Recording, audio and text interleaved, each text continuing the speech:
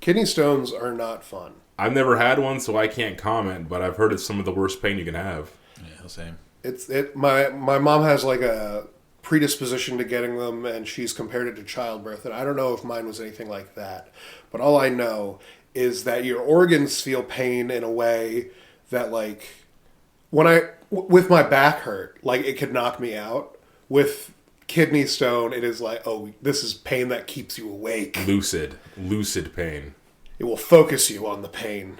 Yeah, I hate that. I was running around just slick like a dolphin with sweat, just dry heaving, just horrible. God bless, man.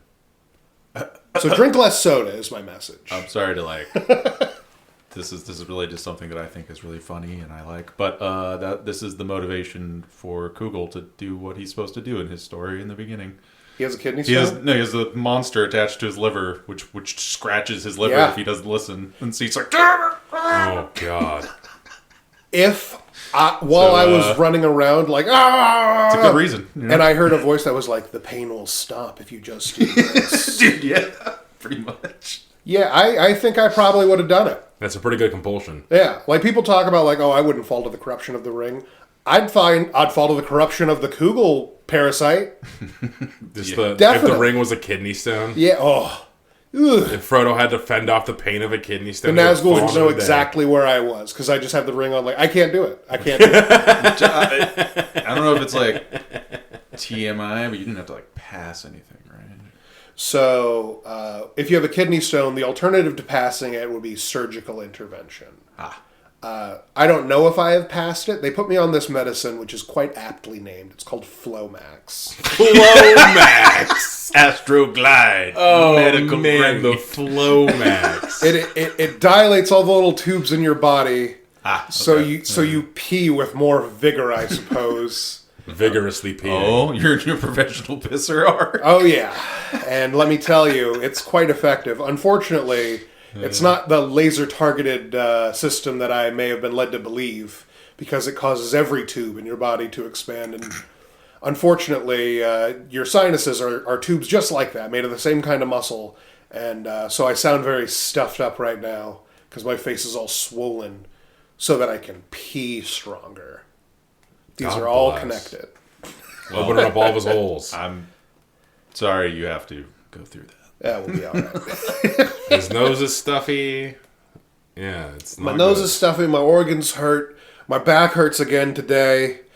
You got to leave me on the side of the road. I got to die. I'll get picked apart by foxes and bobcats and things. It's a slow death. Let me return to nature. Give me something for the pain and let me die.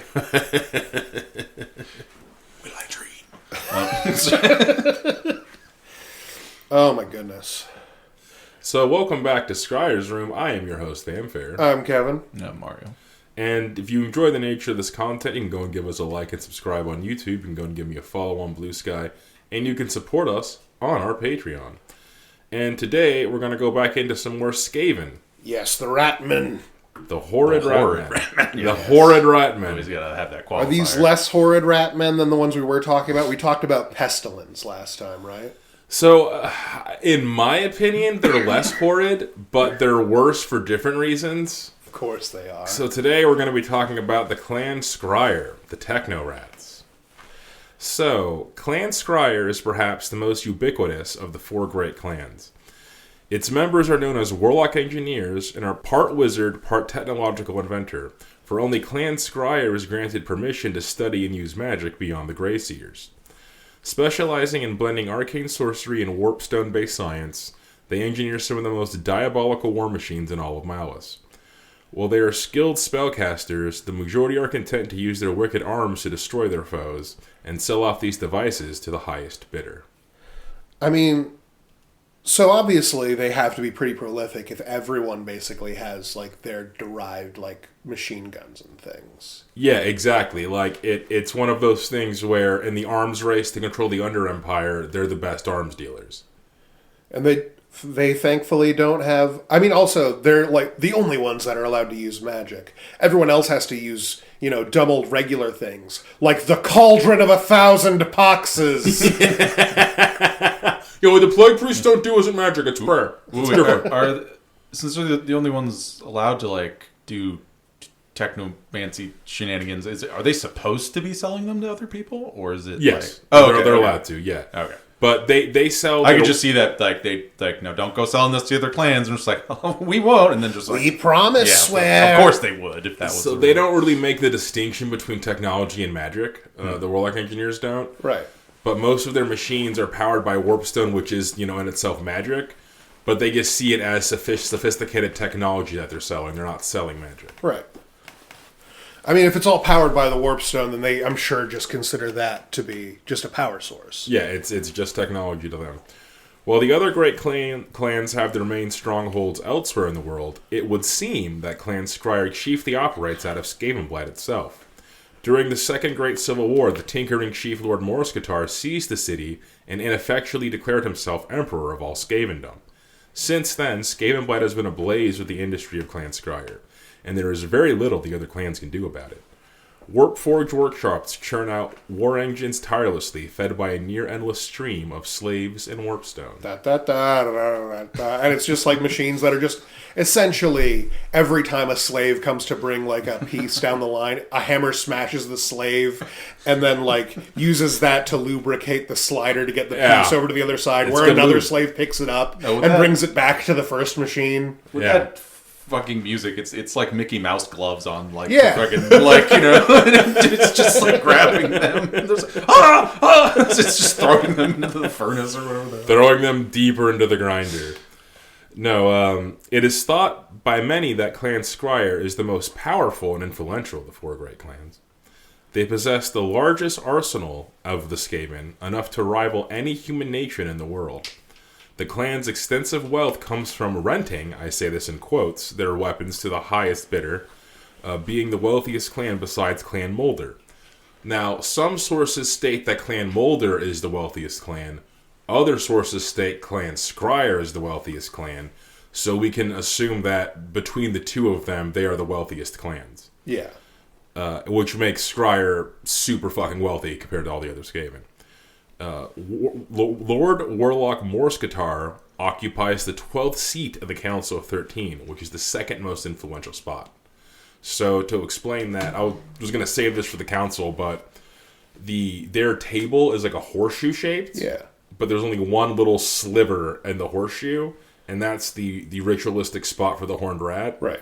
And then the spot immediately next to it are spots 1 and 12, and those are the most influential seats. And then, well, it's number 1 is the Great Lord Guano, Chryslek, the Greyseer, the head of the Greyseers, and then the number 12 is Morskittar, showing how powerful Skryre is. They have the second most powerful seat. Yeah. And then it descends from there, with seats 7 and 6 being the weakest.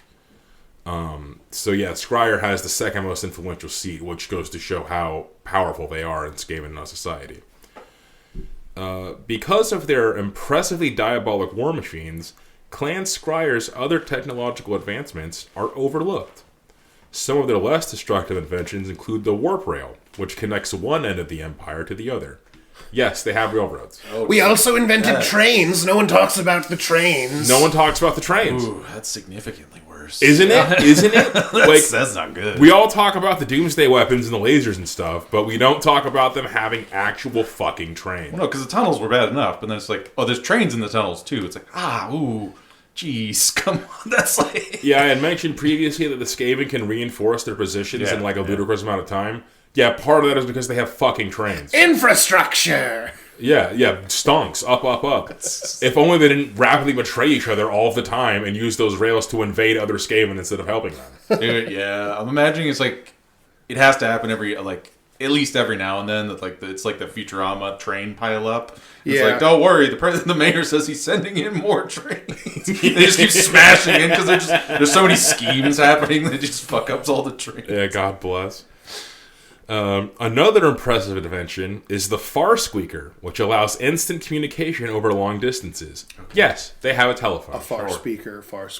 Mm-hmm. Now, too cute. I love it, dude. It's too cute. Why do you think it's Big Tony? Why do you think I love Skaven so much? Listen how adorable they are. These guys But it's like, use the fire squeaker to tell them to genocide them all. Like, what? No. Send the order. The more I think about it, you know what? The Skaven are like in a fantasy world in cowboy times level of technology. Yeah, basically. They have guns and like a lot of their stuff is like turn of the 20th century level tech. Yeah. Like stuff that happened in like the 20th century, they just are doing it. Like, and I want to take this time. I give Fallout a lot of shit. I have nothing against the IP, but the quote of war never changes.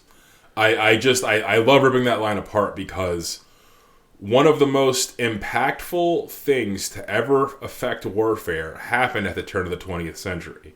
And it wasn't the plane, it wasn't bombs, it was the radio. Yeah. For thousands of years, information is what dictated the fate of warfare. It doesn't matter if you have more troops, better troops, or like well-fed troops. If you don't have the information to put them where they need to be at the right time, you fucking lose. You lose every fucking time. Information used to travel at the speed of a guy. Falconry, like one of the reasons the Mongols steamrolled is not only because they were so mobile because of horses, but they practiced falconry so like they could send messages across vast distances very easily. And stuff like that revolutionized warfare. The radio, being able to instantaneously tell someone what to do, where to do it, and how, we never had that before. That alone revolutionized warfare. And the Skaven have that. And everyone else is still doing things like reading the wind. Yeah. Like, there's like divination wizards and shit. Say, like, magic you can do, but it's probably harder, right? And then also, magic is typically outlawed in places. Yeah. Like, there are very few wizards, like, at least in the Empire. I was just going to say, like, it's not that it's impossible to, like, that the other nations aren't doing that, but it's just, like, Skaven have just mass-produced it. Yeah, like, yeah.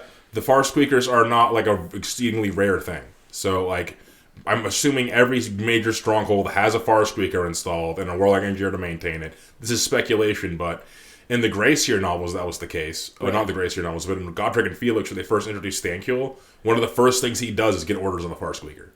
I mean, it makes sense.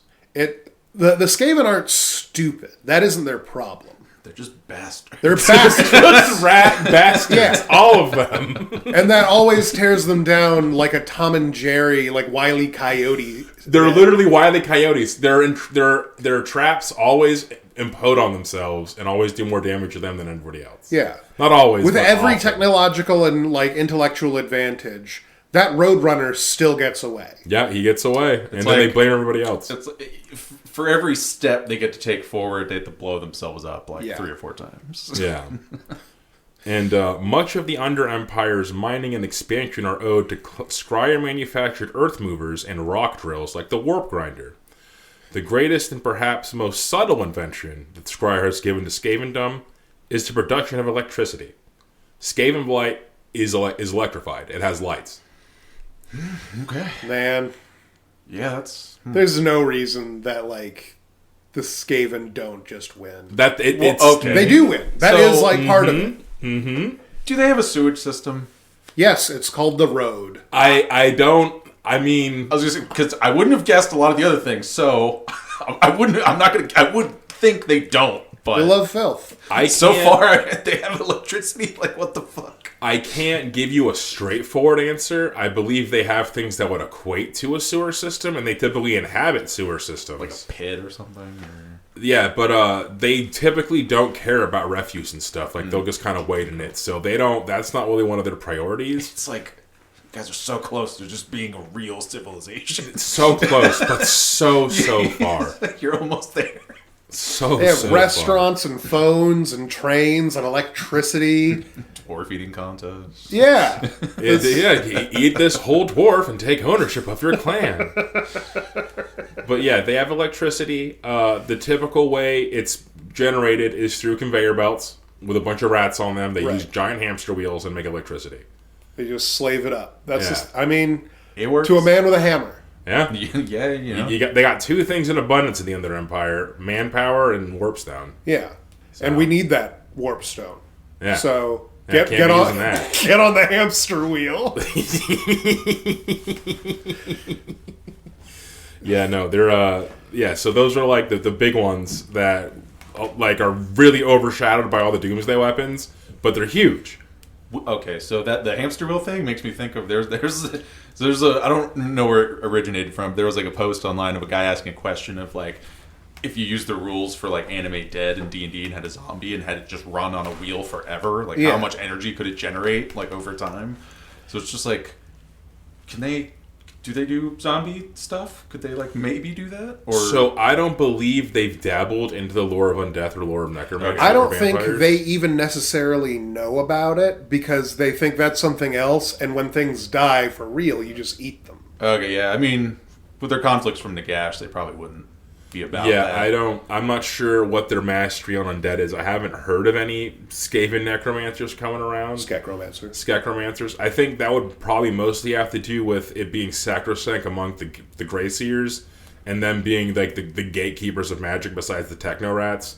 It just hasn't come up.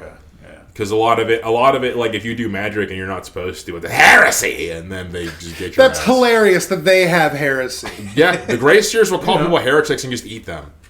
That's ridiculous. That's one of the big reasons Pestilence has to be careful about the shit they talk, because if they talk too much shit, heresy, and then another civil war. They're right about that, though. Yeah, absolutely. Absolutely, they're correct about that one. We established that in the previous episode. If you haven't heard it, our Clan Pestilence episode. They should all be killed. They should all be killed. They are a detriment to the Under Empire. Goddamn traitors. Anything Nurgle involved, even like adjacently, is just gross. It's just bad. It's just bad idea. Granted, like of the 4 Chaos Gods, if it was like gun to my head, you have to pick. I would probably pick Nurgle because like, air quotes chill, but the worst way. The first few years are pretty bad. You're not going to have a good time, but then you get used to not having a good time, and then you go to enjoy it. Whereas all the other ones, you're just a pawn, and it's misery and plotting and scheming.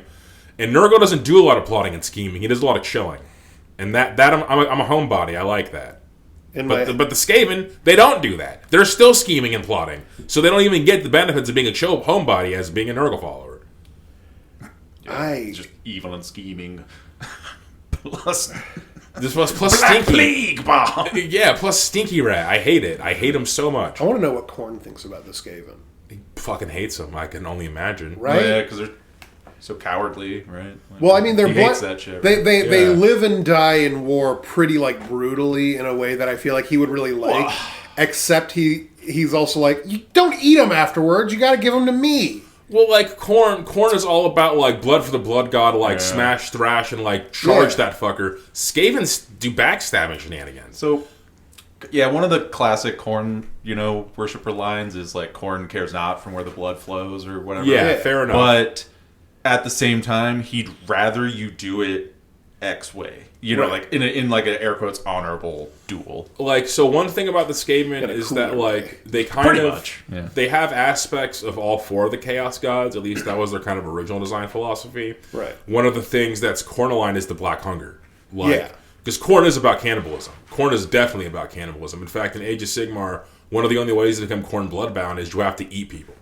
Like, your initiation rite is like, okay, you guys are being enslaved by us now.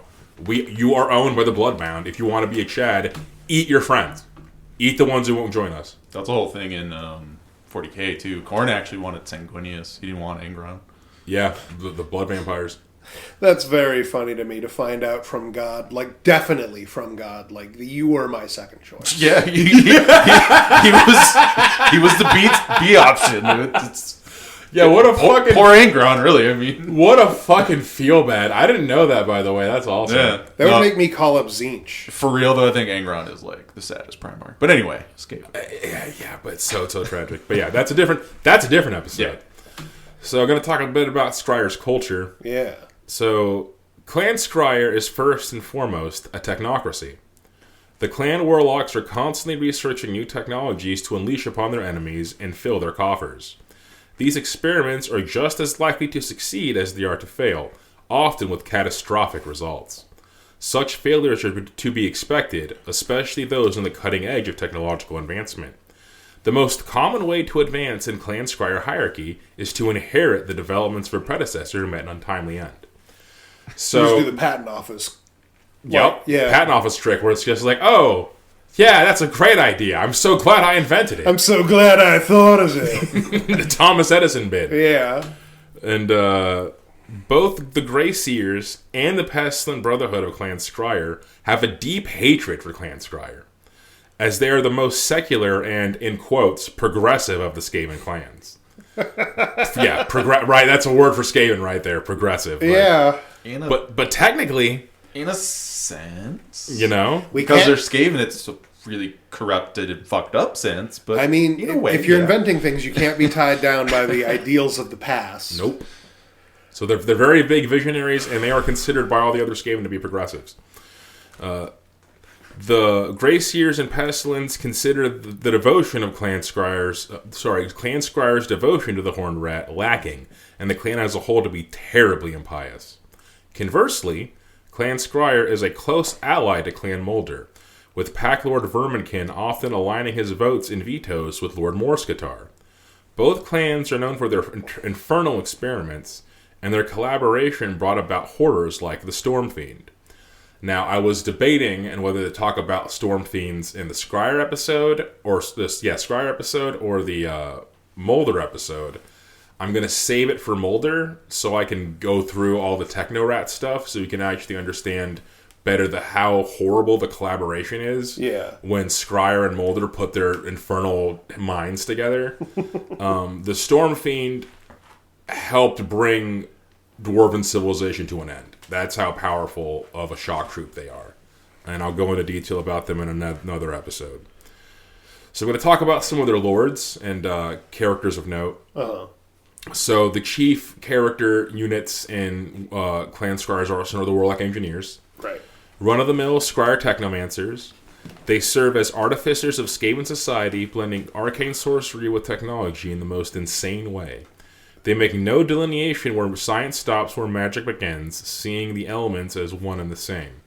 With goggles, whirring and clicking harnesses, and warp blades that often protrude from their flesh, a Warlock Engineer is an intimidating sight. Bionics and limb replacements are common among Warlock Engineers, largely due to limb loss from experiments. Many can summon warp lightning with the flip of a switch, unleashing the power of chaos on their foes. We got cyberpunk rats down there. Yeah, cyberpunk rats. They're just 40k orcs. Yeah, they're basically they're doing the exact orcs same thing the orcs do with their technology. Yeah, they take scrap and the shit everyone else has, and they hammer it together, and they're like blowing off their arms and legs and shit, and just slapping something else there. You know the looted tanks? I'm going to give you an example in a few snippets here of the Skaven equivalent of the looted tank. It's terrifying. But yeah, so Warlock Engineers. Warp Lightning is one of the mainstay spells of the Lore of Ruin. It's exactly what it sounds like. It's Sith Lightning but green. In Total War Warhammer, they visualize it as coming from the sky, like it makes a little cloud that builds up and then crashes down. Yeah. But in almost every other piece of media, it's Sith Lightning. Yeah. They extend a hand. And there's a bit of a build-up, and then a blast of green, horrible lightning comes out and vaporizes things.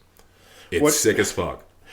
I ask all of you listening out there, what do you prefer? The Pikachu down B or the Palpatine move? Leave us a comment. Which one do you think is cooler? we like to say the term Doombolt. That's basically what we mean. The only reason I didn't say Doombolt is that Doombolt is from Warhammer, and it is a specific spell. I love Doombolt. Doombolt made me so happy. I remember being a dumb little kid reading the 3rd edition Chaos Space Marines Codex, and then looking at the Chaos Sorcerer, one of the sickest archetypes in the entire fucking universe, and going through their spell page, and looking at all these things, the quickening, all these cool things, and then Doombolt. And what is it? It's a las cannon. Yeah. The heavy artillery tank-busting laser cannon of the Imperium in the tip of your fucking finger. Doombolt. I love it. It's a pretty good move. Just blow a tank up. Just like a Tim the Enchanter from Monty Python. Just fucking pointing shit and then explosions. Yeah, so it's like you ever need to describe a guy just getting someone with a nyah, like in the Doombolt. That's it, Doombolt. Just a bolt of doom. Just they're no longer there. They have been doomed. It's a pretty good move. And now we're going to move on to the Warlock Master. Experienced Warlock Engineers, Warlock Masters have achieved a higher rank in Skryre's hierarchy. They act as the immediate supervisors of the lesser warlocks and steal credit for their accomplishments and inventions as any Skaven would.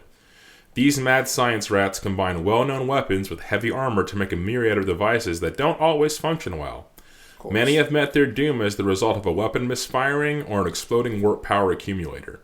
Going back to how you advance in Clan Skryre's hierarchy is typically when the Warlock Master blows himself up. And then the most closest rat that knew his secrets is like, I will lead now. And then the other one's like, okay, until you blow up too. Luckily, by the time your master blows up, you know the safe distance to be standing away and also which part to look at. Because when it breaks, like, you know which part's gonna break and cause this thing to explode. So you know which part to also fix. Yeah, you can improve upon his designs. It's succeed or he failed. It's what Sensei would have wanted. And now we're going to talk about the Tinkering Chief, Lord Morskittar. They have a lot of cutesy names for the worst things in the universe. I love it. Far Squeaker. Too cute. They're Tinkering so Chief. Adorable in the worst possible ways. What, the Great Sniff, was it? The Great Sniff is when they first explored the world. It's so good. It is unclear how long Morskittar has ruled over Clan Skryre, but he had a hold over the clan since before or around the Second Great Civil War. Due to his long existence, much of his body has been replaced with a metal frame and tubing, making him much more machine than rat. His crowning achievement was seizing the Temple of the Horned Rat at the onset of the Second Skaven Civil War, declaring himself Emperor of all Skavendom. They got an Atom Smasher rat. Yeah, they have an Atom Smasher rat. Clan Skryre has seized most of Skavenblight's lower tunnels for Skryre and drove the other Skaven out, a status quo that has been maintained ever since. So he's just chilling in Skavenblight. I wasn't able to see if they had like an actual main fortress anywhere else. To my understanding, they just made Skavenblight their main fortress. Right. And this is backed up in Total War Warhammer. They start in Skavenblight. They're the only that's the faction that starts there is Clan Skryre. So I think that's... I mean, it makes sense for your like technological hub to also be like your main capital where you're most insulated. Precisely. And like that, which goes back to what I was saying about Skavenblight as a technological marvel. Like, because of Clan Skryre. They have electricity. Like, it's... And, you know, all the railroads probably branch out from right there. I can't comment on that, but it would be assumed there's at least the hub, because where else would they go? Yeah. Yeah. Now we're going to talk about Ikit Claw, a fan favorite. He's got a good name. Chief Warlock Engineer, he is the most ambitious and talented warlock in Skryre and the right hand of Lord Morskittar.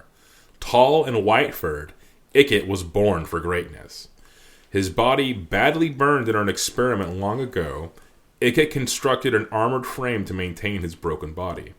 His face is covered by a metal mask, and his left arm is encased in a powered claw that features a Warpfire projector.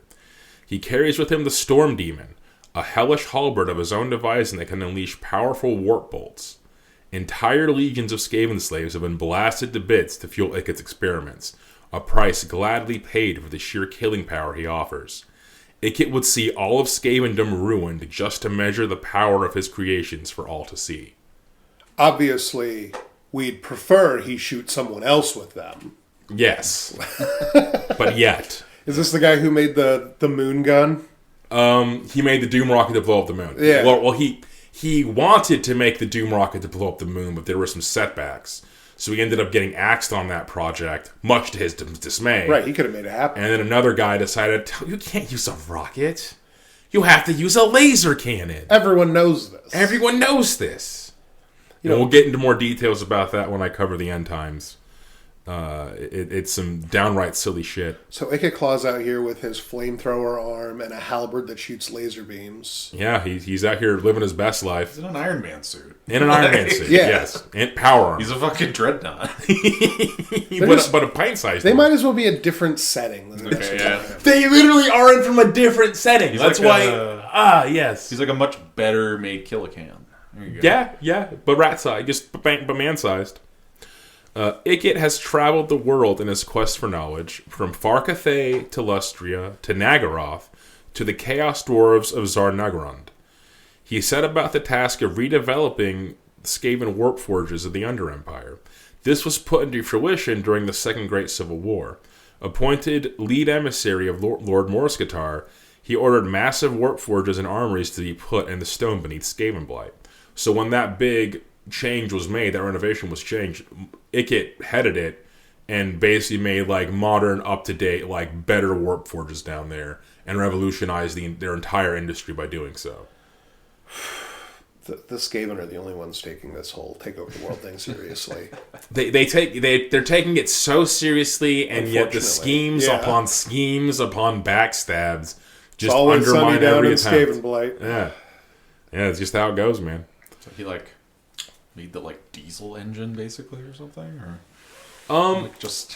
I'm not entirely sure how he revolutionized the warp forges. Or something. It just explains that he did. Just better. It just doesn't go into details. But one thing that they do go into detail about is in the Thankill novels, Ikit Claw created an atomic bomb called the Doomsphere. Fucking what? Okay, sure.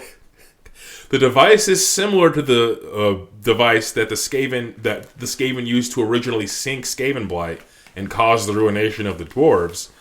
And they could just made one out of a whim, just like I can do this. Make a big old bomb. Yeah, I did the math. We did it once. It wasn't that hard.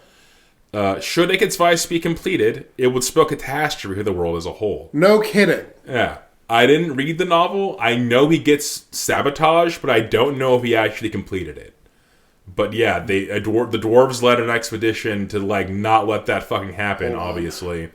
But yeah, Ikit Claw knows how to make atomic bombs. It said it right there at the beginning of, he's willing to just kill them all if it means it works. So. Man Rattin Project. The Man Rattin Project! Yeah. Boo! Boo this man! Yes. Boo! Yeah, that's why he had his head in his hands. Yep, I was wondering, did he get a spike of paint or something? What happened here? No, he knew. He knew that the horror. I just had to real fast. So that's going to be enough about Skaven characters. We're going to go into the units they field in the tabletop now. Yeah. The Poisoned Wind Globadier. Oh, so they're the guys who mainly use the Poisoned Wind? Yeah. Few weapons are as horrific as Clan Skryre's Poisoned Wind. Right. It epitomizes the Warlock Engineers' ability to kill many with little effort. In this case, as simple as taking the wrong breath. The Poisoned Wind Globadiers are trained in the use of poison like Eshin assassins, but they focus on toxins that kill many enemies at once, rather than a single target. They store these toxins in glass orbs that are thrown into the ranks of the enemy and break open, releasing their deadly payload on friend and foe alike. What matters is getting the poison there. What happens after that is up to the Great Horned Rat. Listen, if they were on the front lines, it didn't matter anyway. That's why we send them up. Yeah, that's why they're there. Globadiers wear heavy protective gear that allows them to resist the effects of the poison wind. That surprises me. Heavy robes, gas masks, and air filters on their backs, their attire also lends them a very menacing appearance. Once they've hurled their poisonous cargo, they draw their blades and away into the mass of their fallen victims to dispatch those still clinging to life.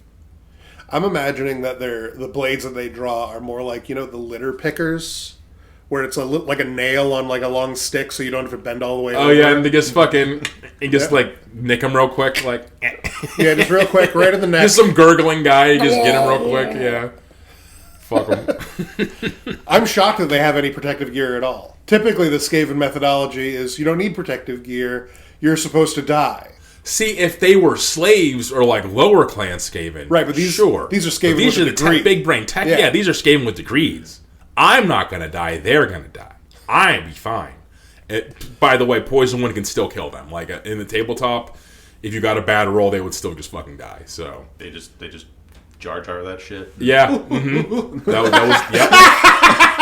was completely accurate. The modern versions don't have as many like fuck yourself mechanics, but old Skaven, almost every sort of weapon had some sort of if you roll a 1, you fuck yourself. Oh, Isn't that fun? And it was fun. It was fun every time. It was fun every single time. Very few times have I had more fun in Warhammer than when I blew myself up with Skaven.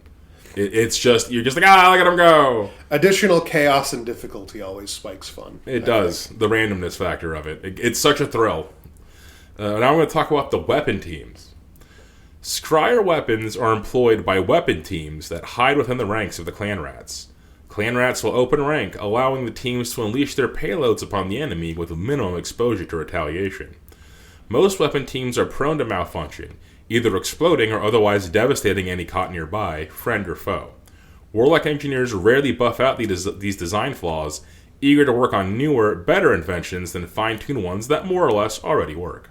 What sort of weapons are they bringing? So, the first one we're going to talk about is the Warpfire Thrower. The Warpfire Thrower is actually the first weapon team to show up in Skaven history, right. Like from the tabletop and developmental aspect. Or napalm. Yeah. Why not? They've got everything else. It is the perhaps most indiscriminate of the weapon teams. The Warpfire Thrower spews volatile warp fuel that ignites in green streams. It requires 2 Skaven to operate, one to aim the thrower and another to hold the fuel tank. The warp flame can melt steel, rendering most armor useless. Jeez. Man, the Skaven should have won. Thank God they haven't. Yeah, it's a miracle anyone... Going back to previous episode, it's a miracle anyone's still alive. It should all just be barren wasteland with rats screaming at each other. Because, like, in the real world, one of the things that, like, keeps people from doing, like... technically speaking, if we didn't care about what happened to our own soldiers in any situation, then, like, every war would just be the end of the world.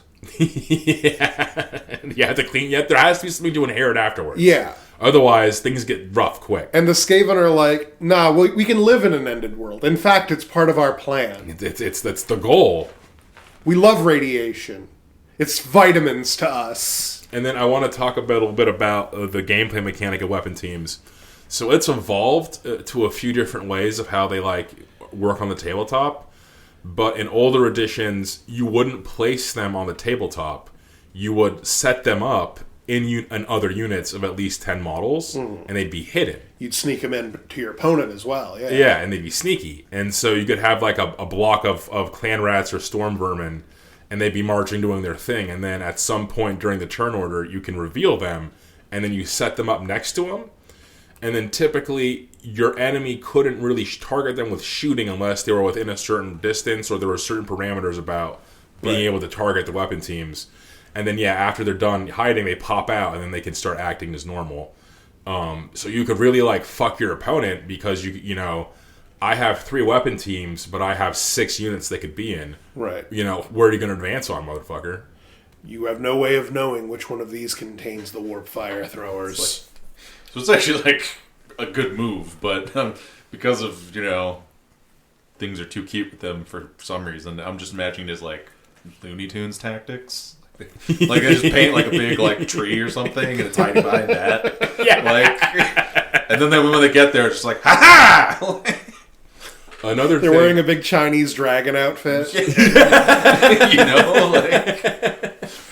Another thing that in older editions that set them apart is you are not allowed to fire into melee in Warhammer. The second 2 blocks of units meet each other, they can no longer be shot at on either side. The Skaven don't care about that. Right. They had a rule called life is cheap, where you can shoot.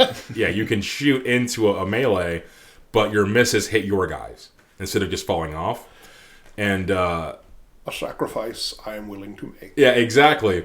And the Warpfire Thrower used a template. It's like a teardrop template, and it's a pretty big one. So, a well-positioned Warpfire Thrower could hit upwards of 20 models in one attack, which is a lot in that game. Typically, you're only getting 2 or 3 shots from an attack, tops. And a bullet hits one guy. Yeah, and a bullet hits one guy. A cannon might hit a line of dudes, and that's capping out typically at 4 or 5. That's if the unit is big. The Warpfire Thrower can potentially hit an entire unit of people with 1 gout of flame if you position it right, and it's a lot easier to position it right when those guys are bogged down by slaves. One of the tactics of Skaven is, I spend 2 points per model on slaves. I go to fight your heavy infantry who are worth 20 points per model. My slaves can't fight them. They can't do anything to them, but they can hold them there while the Warpfire Thrower opens up. I kill 20 slaves. I kill 10 of your guys. I've lost 40 points. You've lost 200. That's just good business. It's just math. That's where Skaven are almost a feel-bad army to play against, Because if I lose 11 slaves dragging down one knight, I'm up in points. I'm winning. My goodness. I mean, That's Skaven, baby. That's Skaven. What we've been talking about. You said, 10 to 1 odds? Hell yeah. Yeah, exactly. Yeah, hell yeah. Stonks up.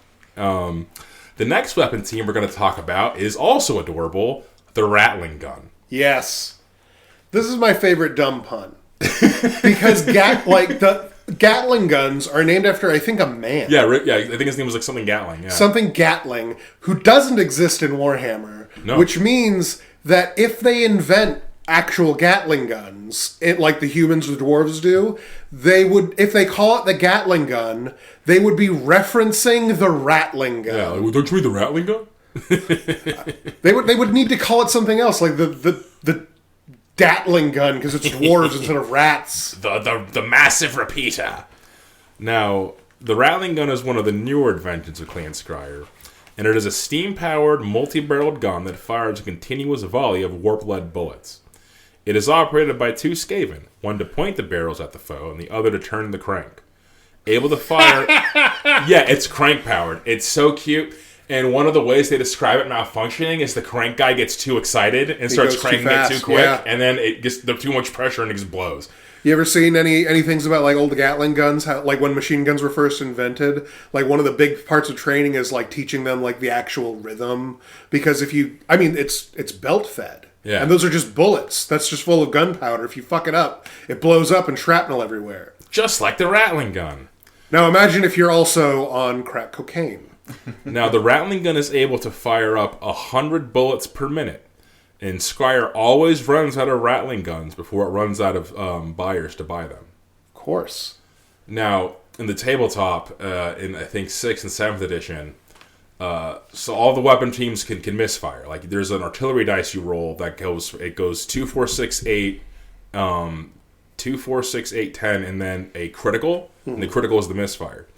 And then typically every war machine will have its own misfire table that you roll on a d6, and then 1 is almost always explodes.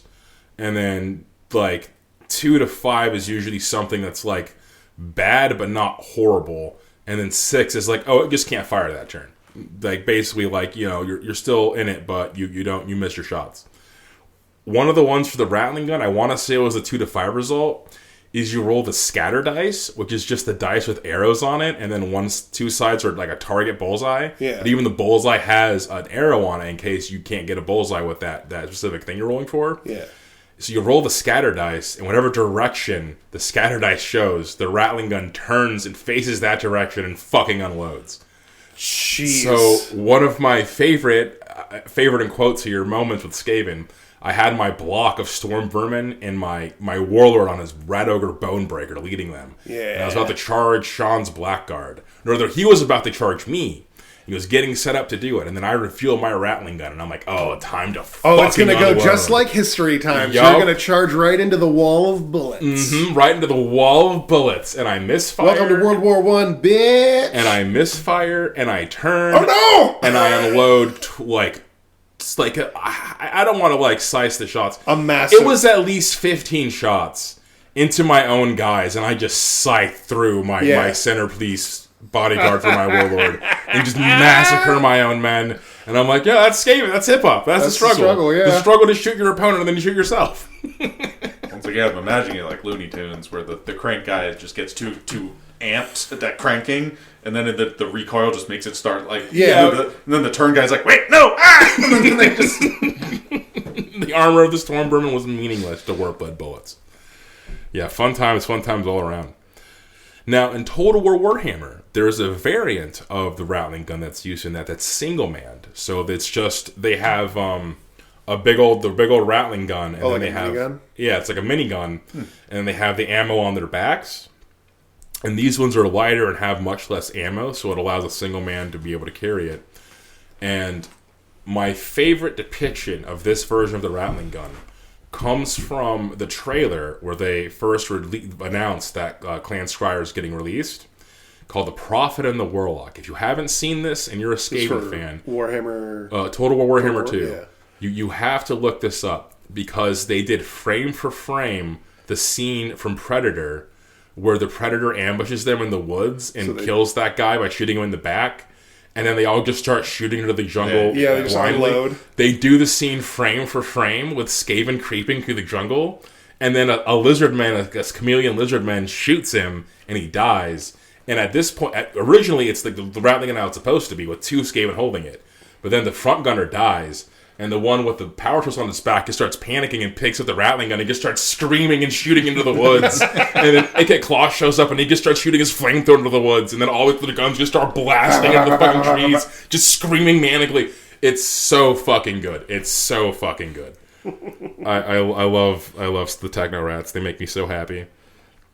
I like these guys so far more than Pestilence by a mile. I think one of the reasons Scryer is a fan favorite is because they're the most sanitized. Yeah. They're just fun Techno Rats. When I think of them being dirty, I think of them being oily or maybe gory. Rusty. Their stuff's, it's not really well kept, and there's like stray wires about to electrocute you, but it's not like, oh, everyone gets the plague and dies. Oh no, that isn't dirt. That's the black pus from my wounds. Yeah. I like to cultivate illnesses in my sores. I hate it so much.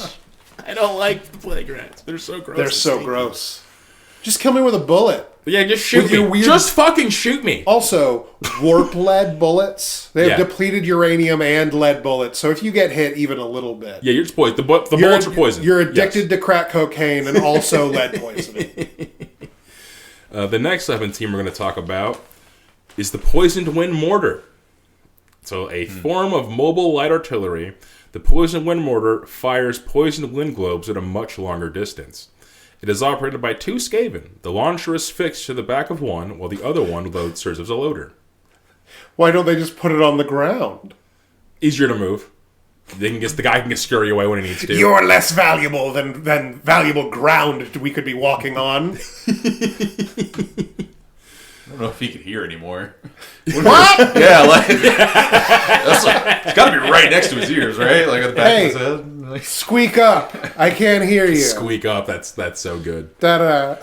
Skaven are so cute. There's so many puns you can do. It's endless fun. That's one of my favorite little jokes about the Gretchen or Grots that work in Orc Titans, Gargants. Yeah, is they communicate with sign languages, but it's sign language, but it's usually very simple because they can only have so many signs at one time. Yeah, that makes sense. They're not very smart because they're dumb. And so it's not like they have literal like Wile E. Coyote signs. Yeah, that they flash back and forth. That's awesome.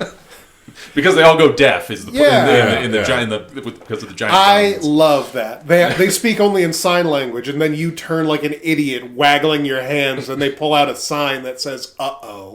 Yeah, like a Looney Tunes bit. So the next weapon team we're going to talk about is the Warpgrinder. So this is a smaller variant of the machines used for tunneling. Energy is channeled into a warpstone-powered beam that bores through rock with ease. These are also used as combat weapons and shock weapons after they've finished tunneling.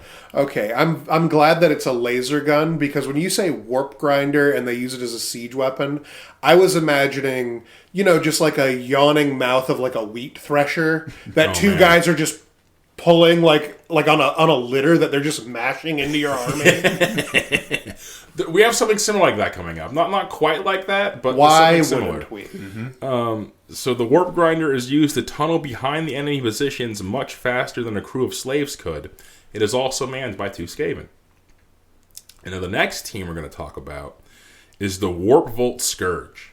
Now this is the newest weapon team. This is actually from Age of Sigmar, but I thought I'd go ahead and give it a mention because it is a Clan Skryre war machine.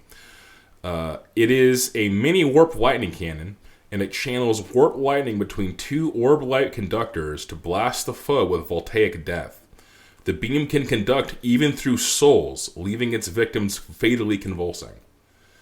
In the tabletop, their big thing is anti-cavalry, because they're a larger target, and it's basically like a chain lightning laser cannon. Right. And they're typically fielded in trios, And yeah, they just shoot disco lasers at you, and then you fucking explode. And then it leaps between souls. Yeah, it can conduct through. It specifically states it can conduct through very souls. So if there's a wizard casting healing magic on you from a distance, I've read in Gotrek and Felix. Yeah, wizards can like heal you from a life distance. magic is a thing. Yeah, but like they feel your soul when they do it. At least in the book they did. Mm-hmm. So I imagine like that guy could also be getting hit with it, right?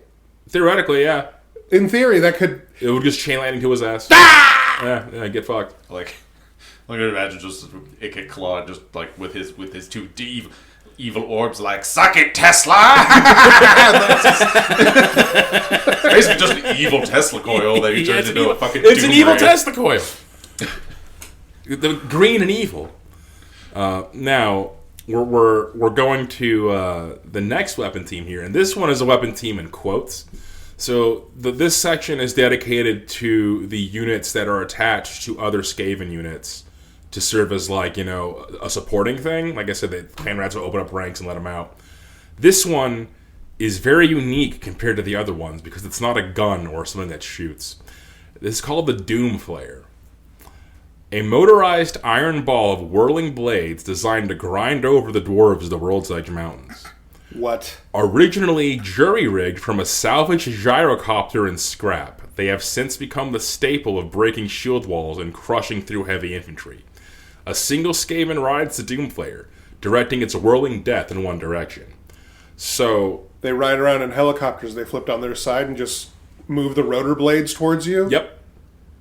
Well, I wasn't expecting to be right about that. And they just graft a bunch of steel swords and shit. Yeah. And it's basically a big...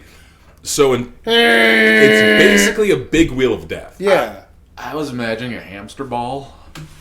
They have a different hamster ball. Just like blades coming out. It kind of is. It's like a ball. It's like a ball with like spikes and whirling blades going this way and like going horizontal, going vertical. And then there's also like other whirling blades on top that are just like little helicopter propellers. And it's a giant steel ball being pushed by these gears and wheels. And one guy is just on top cackling like a lunatic as he just crashes it into things. So it's got to be really fun. It has to be really fun. So there's a thing. I only vaguely know this story, so I might be getting some details quite wrong. When we started using planes to shoot at people rather than just drop things on them, one of the big problems that we had is that there's a big propeller on the front, and the bullets need to not shoot the propeller. Yeah. And it was a massive, like, mathematical issue to, like, time the bullets. Mm-hmm. And, like, you have to, like, essentially connect the machine gun to the propeller. Yeah. So it can only fire when the propeller's in certain positions. Yeah. And to my recollection of this story, this was essentially, like, a problem that, without, like, everyone pouring all of their resources into it, of, like, trying to figure out the math of it, it simply isn't solvable without just, like, connecting them together. And having two rotors, like, specifically never hitting each other is pretty difficult because, keeping them moving at the same rate is difficult unless you have both attached to one rotor, one motor, which would slow them both down significantly. And I'm imagining that these rats figure that out so fucking fast. If it's to kill dwarves, you know it. If it's to kill dwarves, they figured it out. And meanwhile, they don't realize that also you can use this to fly. No, it's not They about that. see you using it to fly, and they're like, no. Those blades should be chopping up dwarves. Yes, that is a better use of this technology. Well, see, because you're forgetting they can stay awake for like 100 hours straight, Yeah. Just fueled by warpstone. Flying over the ground? No, we'll be doing our cocaine and skittering around under the ground.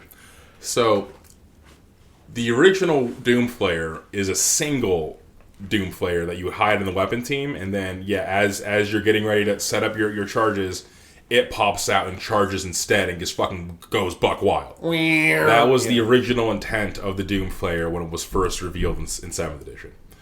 Now, Total War Warhammer took a lot of liberties when they made that game, and I think of those liberties, my favorite is the Doomflayer because it turned them into effectively cavalry. They were in units of like 3 to 6, I think, and they just big wheel up the battlefield and just work as cavalry. They go and rank and flank and like harass units that are exposed. And that was such a lovely little design perk that in Age of Sigmar, when they re-released the Doomflayer, that is now their function. The Skaven specifically do not have cavalry. That is like part of their army philosophy. Skaven do not ride beasts. They don't do that. They have one model that does, and it's one of the Claw Lords, and it's pointed out that like he does it to feel big and important. It's not because Skaven actually have cavalry. The Doomflayer is the Skaven cavalry effectively in the tabletop, and they are fucking devastating on a charge. They will crash through and slaughter entire units if you get a charge off with them. If they get charged, they kind of fucking suck. So that's the counter, is you just can't let them charge. Right. But on a charge, the Doomflayer is fucking terrifying in the tabletop right now. Very, very fun unit. And yeah, they're just big wheels of death. It's just a rat with a knife on this big wheel, just having a jolly good time. Probably one of my favorite units. Very fucking silly. So the next of this one is, I'm going to categorize it, and I put it between as the last weapon team, because it's technically not a weapon team. It's a weapon that is teamed, but it's not. It doesn't highlight. It doesn't count as one of these other ones. Yeah, it's not listed as it's one of the weapon teams. And this is the Warplock Jezzail, or known as the Warplock Jezzail. So, first designed by humans in Araby, the Warplock Jezzail is a long-barreled arquebus that requires 2 Skaven to fire. One to hold the gun itself because it is so long and massive, and the other to hold up a vice to steady and aim the weapon. Aided by glass lens scopes, the Warplock Jezzail fires warpstone bullets across the vast distances. You got a sniper team. Mm-hmm. The bullets are capable of puncturing even the thickest armor, leaving behind a faint green trail as it travels. This exposes the team's location to the enemy, which is why the Pavice is so essential. Unlike most weapon teams, the Jezzail is often kept apart from the main force due to their cumbersome nature and extremely long range. Famously, the sniper Natty Bubo once killed a dwarven engineer looking through a telescope from over 7,000 paces away. This caused a veritable Congo line of dwarves to line up and look through the telescope, unable to accept that such a sniper existed. That was clearly luck. I'll look this time. Well, sure, we all know that lightning never strikes twice is like a... That's not true. This was also luck. Yeah, basically. And now we're going to talk about the Warplighting Cannon. Yes, the actual laser gun. The pinnacle of Skaven ingenuity, the Warplighting Cannon is a marvel of magical and scientific engineering. It fires a concentrated blast of pure warp lightning in a large beam. So powerful are its projectiles that not even a castle wall can hold on against its onslaught. So this one changed wildly between editions. When it first came out, it was an entirely different beast than it is now. The current Warplighting Cannon is effectively a cannon. It shoots a bolt of lasers, but the laser strength is variable. Right. It can either be extremely powerful or like a tickle. It's a coin, not a coin flip. It's you use the artillery dice, so it's strength. It's like the shock attack gun. Kind of. You roll the artillery dice, and so its strength is between 2, 4, 6, 8, or 10, and then on a misfire, you misfire. Yeah. But in 6th edition, the Warplighting Cannon did not function or move like a cannon. It actually used the rules for a chariot, and it had Skaven pushing it around because you needed to position it.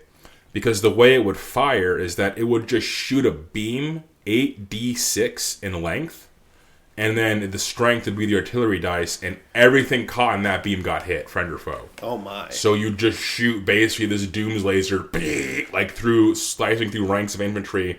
And you cannot for sure say how long it's going to be. No. It could just be like the 8 feet. Yeah, it could be 6 inches. It could be like... Inches, I meant, sorry. Yeah, it could be 48 inches. Good Lord. Yeah. So that was how that worked. It would move and function like a chariot.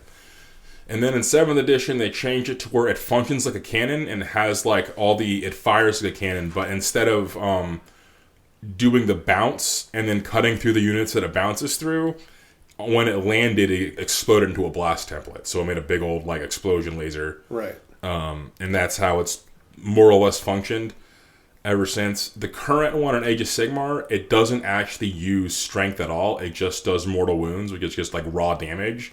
You roll a whole bunch of dice, And for each result of whatever, it does mortal wounds. And if you get ones, it can blow up basically. I mean, there's no way to armor against it, so that makes sense that it's just mortal wounds. Yeah, it's just the horrible lightning hitting you, and then you're fucking dead.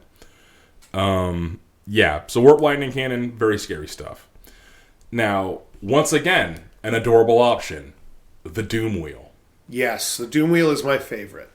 The Doomwheel is the design philosophy equivalent of, like, everyone looking around the room like, this would be funny, right? Yeah, this would be great. Look at this go. Look at him go. Perhaps the most comedic of the war machines, the Doomwheel was invented by Ikit Claw. Of course it was. Powered by 2 rat-covered treadmills, this in turn drive the massive wheel that houses them forward. A Warlock Engineer rides inside, directing the Doomwheel and discharging the built-up electricity into warp lightning bolts that strike the nearest thing to the machine. The rats don't always build up enough energy, making the Doomwheel's pacing to be inconsistent at best. When properly powered, the Doomwheel can zoom past cavalry while blowing them apart with warp lightning bolts, or crashing headfirst into the enemy lines, scattering the foe like a chariot. On the tabletop, the Doomwheel typically has randomized movement. In older editions, it would veer out of control after taking damage, moving in a random direction and crashing into where it hit, friend or foe. In Age of Sigmar, the Doomwheel has a fun mechanic where it can pass over enemy units and crush them. And the Doomwheel, by the way, it's exactly what it sounds like. Yeah, it's a giant hamster wheel. It's a giant hamster claws that they've just like welded a bunch of evil shit onto.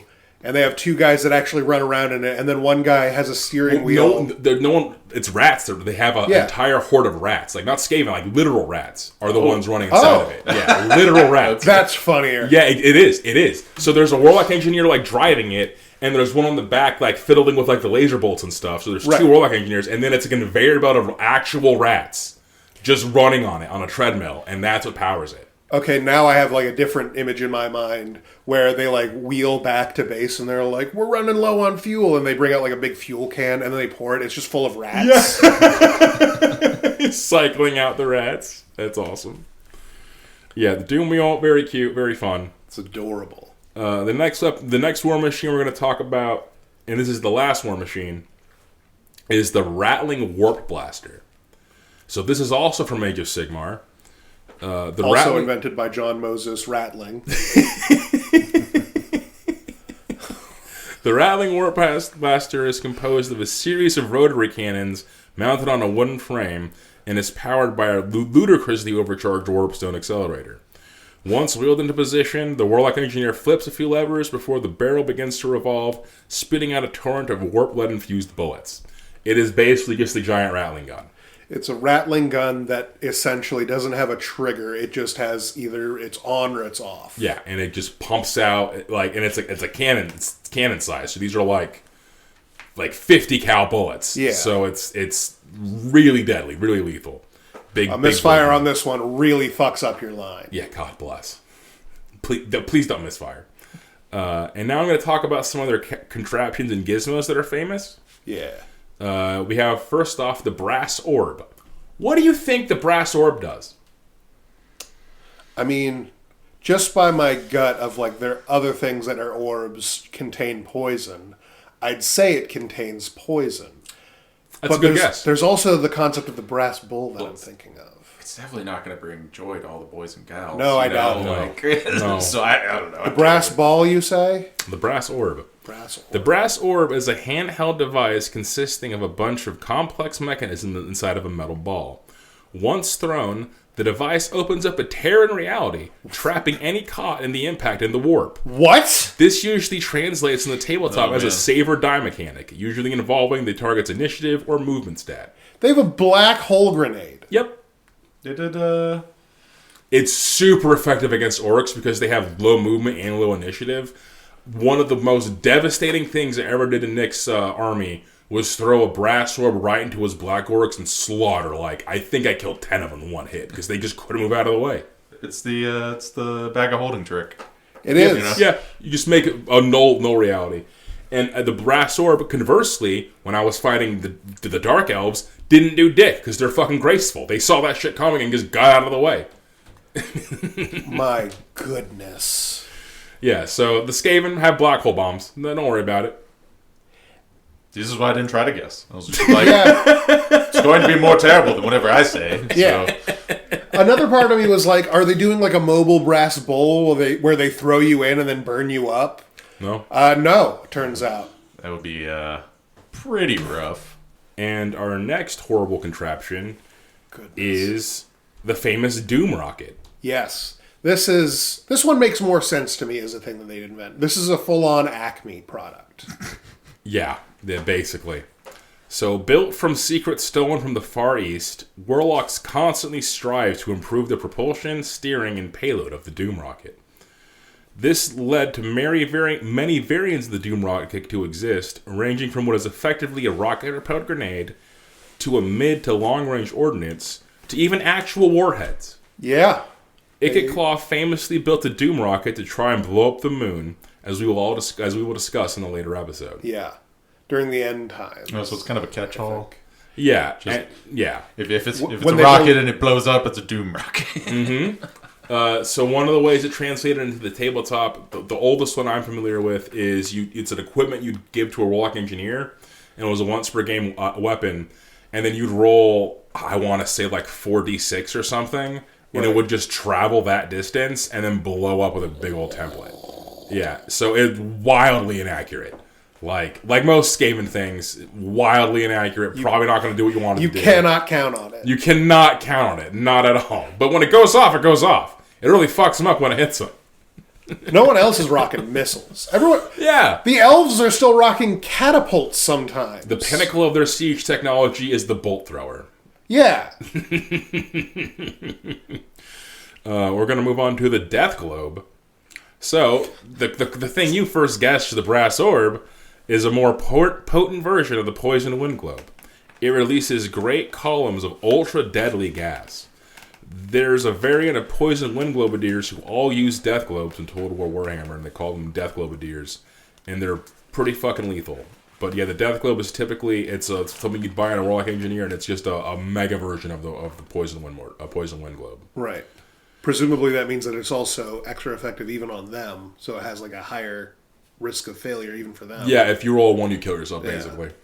Now we're going to talk about Warlock Optics. So these war-enhanced seeing devices allow a Warlock to focus on the foe clearly, even those partially hidden in cover. It's basically like X-ray goggles? They have like the HUD display thing with like a targeting apparatus. They have that. That's like the lizard man was the predator to them, but they have the predator eyes. They really do. And this grants them additional ballistic skill and allows them to ignore cover when they fire. And then like all the targeting things are like not Skaven, not Skaven, not Skaven. And then we have warp augmented weapons. Now these are one of my favorites because they're just power weapons. Right, this is a catch-all term. This is a Warhammer 40k power weapon. It's a weapon attached to a warp generator, which causes lightning to crackle down the blade or head, amplifying the user's strength and armor penetration capabilities. It is just effectively a power weapon. It has a power field, but it's green and evil. They're still talking about making better swords over there in Dwarf Kingdom. With my Techno Blade! I just have to plug in my knife real fast and carve through the armor that your ancestor carved the godly runes into 10,000 years ago. And you're like, the armor does nothing! Ah! Well, I was imagining it just like with it's like, those idiots, those dwarves, they worry about artistry as he's got his rusty ass knife. Yeah. Then he just clicks a button and starts carving through a stone door. Yeah. More or less. It's like a knife that he stole, like a butter knife. Rusty. With like, a power accumulator. Yeah. And now we're going to talk about Warpstone Armor. So Warpstone Armor radiates an evil aura. Yeah. When the bearer makes a successful armor save, the striker immediately suffers a hit in response. And Warlock Engineers can wear this armor without disrupting their spellcasting. So one of the big mechanics in Warhammer traditionally is that wizards cannot wear armor. Right. That is because part of being a wizard means you have to draw upon the winds of magic, specifically of the lore you're trying to use. And one of the lores is the lore of metal. So if you wear metal armor, you are attracting Shaman, the wind of metal, and therefore it's going to disrupt anything else you're trying to do. Right. So only gold wizards or metal wizards can wear armor typically with any sort of effect.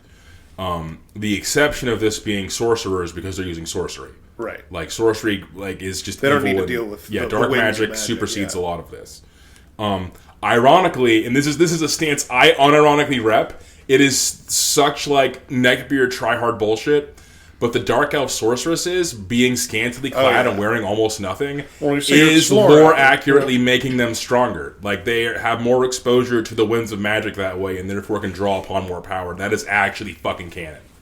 I always thought that was fucking hilarious, that, like, the sexy, like, heavy metal trope, like, elf maiden... Tactically sexy, is tactically sexy, yeah. I love that shit. Hey, no one made them dress like slots. They chose. They want to look like that. They do. It's the best way to shoot fireballs and things. Also, beauty is a weapon. Oh, yeah, of course. And the last... You ever fought with a boner before?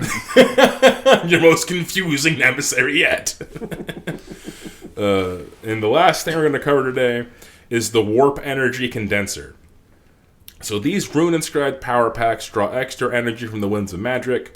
It typically affects the casting value of spells or magic missiles, particularly that of Warp Lightning. They're fracking the Ethereum? Mm-hmm. That's great. So typically you'll see Warlock Engineers in the lore with like a big old apparatus on their back. Uh-huh. Those are typically Warp Energy Condensers.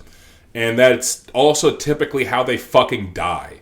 Because they'll generate too much energy in their condenser trying to get a particularly good doom bolt off. And yeah, they just fucking blow up. Of course they do. Yeah. I mean, when you have a device that is like, okay, so it absorbs energy from the atmosphere, and we use this to dampen our enemies and power our own stuff. Okay, do we have even a mathematical term for how much energy it can hold? No. As much as it needs to. Will this one definitely hold as much as the next one over there? Who could say? Yeah, then meanwhile... No two are the same. Ikit Claw's in the corner. It's just like, get good, bitch. Yeah. Make an Iron Man suit like me.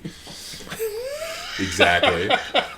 And with that, we're going to end tonight's episode. Thank you so much for listening. If you enjoyed the nature of this content, go ahead and give us a like and subscribe on YouTube. You can go ahead and give me a follow on Blue Sky, and you can support us on our Patreon. I'd also like to give a special thanks to our aspiring magus, Uncle Matty, and a super thanks to our fellow Scryers, MidniteGrimoire, GaryGoblino, The Greater Good Boy, Kinomajaro, and my mom. Always love you guys. Have a great night. Good night, everybody. Bye.